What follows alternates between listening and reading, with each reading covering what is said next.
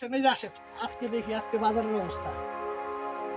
আজকের বাজারে এই যে পালং শাক 20 টাকা, মাটি দেওয়া ই করতেছে।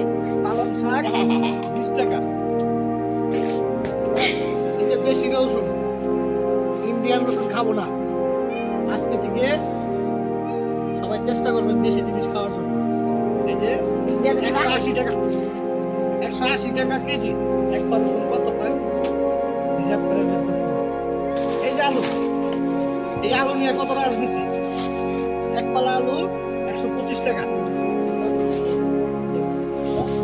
এই যে সিম 120 টাকা কেজি সিম, আজকের বাজারে শুধু 20 টাকা। এই যে খিরাই, এই যে আসেন, এই যে দেখেন, এই যে খিরাই, এই খিরাইগুলো আনছি মাত্র 40 টাকা। 1 কেজি খিরাই মাত্র 40 টাকা। 1 কেজি রসুন, 1 কেজি খিরাই মাত্র 40 টাকা। এই খিরাইগুলা আগের বাজারে ছিল 80 টাকা, 100 টাকা, 120 টাকা। এই যে আদা, এই যে দেশাল আদা, এই দেশাল আদা মাত্র 80 টাকা। এই যে বেগুন, আরে সাদের বেগুন রে, এই যে বেগুন দেখেন, এই বেগুন 120 টাকা, 100 টাকা কেজি আছে। আজকের বাজারে শুধু 30 টাকা। আচ্ছা, এই যে লেবু, এই যে লেবু মাত্র 2 হালি লেবু 40 টাকা। এই যে আসেন, এই যে দেখাই, এই যে পেঁয়াজ, এই যে পেঁয়াজ,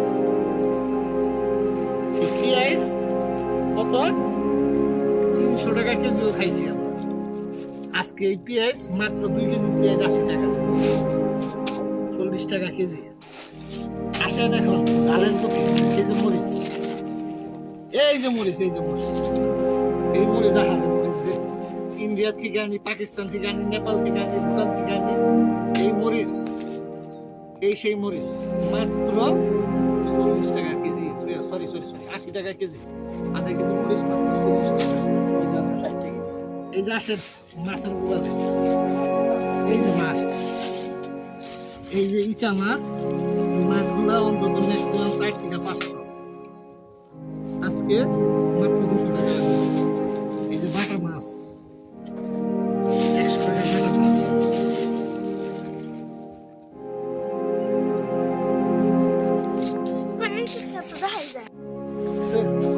দাদা বাবুরা, এই যে দাদা বাবুরা দেখেন, এই যে দাদা বাবুরা, এই যে ইলিশ মাছ। আমরা একটা খাই না, একটা খাই না, বাজারে গেলে কেজি ধরে আনি দাদা বাবুরা। এখন আজকের এই বাজারগুলো আমার 1430 টাকার বাজার। আজকের বাজার 1430 টাকার বাজার। এবং এই বাজারগুলাই মোটামুটি আরো 15 থেকে 20 দিন আগে নিয়ে এই বাজারগুলো ম্যাক্সিমাম 200 থেকে 3000 টাকার বাজার হতো। এখন আমার কথা হইতেছে, দেখেন বাংলাদেশটা সিন্ডিকেটে পড়ে গেছে। যে কোনো ব্যবসায়ী আজকে এই যে শাকটা, আমার ওই শাকটার বিষয় দেখাই, এই শাকটা যে বুনছে, যে চাষ করছে, তার কাছ থেকে অন্তত 3টা হাত ঘুরে তারপরে এই শাকটা বাজারে আসছে। আচ্ছা, যে কোনো সবজি বা যে কোনো জিনিসই আমাদের এখানে আমাদের ক্রেতার হাতে পৌঁছাইতে 3 থেকে 4টা হাত ঘুরে, কমসে কম 2টা হাত ঘুরে।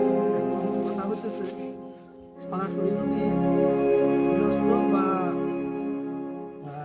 যে নাকি চাষ করে, কৃষক যাকে বলে, কৃষকের কাছ থেকে যদি আপনার ওই পাইকারি বাজারে আসতো, পাইকারি বাজার থেকে যদি আমাদের ক্রেতার হাতে পৌঁছাইতো, তাহলে হয়তো বা কিছুটা মোটামুটি থেকে আমরা রেহাই পেতাম। আমার আর কিছু বলার নেই। আমার বন্ধুরা, ভিডিওটা সবাই বেশি বেশি করে শেয়ার করবেন এবং যদি পারেন শেয়ার, আপনার একটা শেয়ারে হয়তো বা দেখা গেল আরো 5 জন 10 জন মানুষ দেখতে পারবে। এটা সরকার পর্যন্ত হয়তো বা পৌঁছাতে পারে। সরকারের কাছে আমাদের একটাই দাবি,